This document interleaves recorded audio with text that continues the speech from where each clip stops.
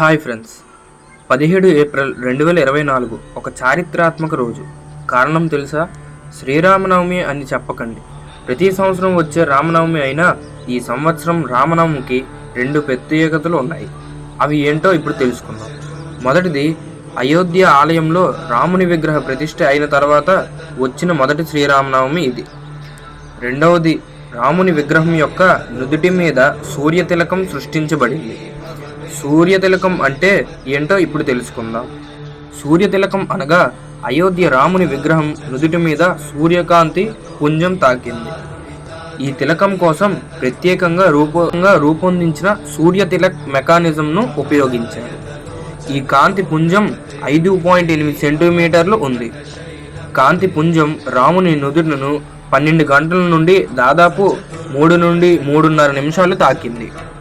సూర్యతిలక్ మెకానిజంలో అద్దాలు మరియు లెన్సెస్ ద్వారా కాంతి పుంజాన్ని గర్భాలయానికి మళ్లించి టిల్ట్ మెకానిజం ద్వారా రాముని విగ్రహం నుదుటిపై పడేలా అమర్చారు. అసలు సూర్యతిలక్ను రాముని విగ్రహంపై ఎందుకు తాకేలా చేశారో తెలుసా?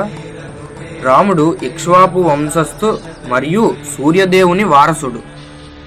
ఈ మెకానిజం అభివృద్ధిలో సిబిఆర్ఐ, రిర్క్, ఐఐఏపి, బెంగళూరు శాస్త్రవేత్తలు సహకారం కూడా ఉంది.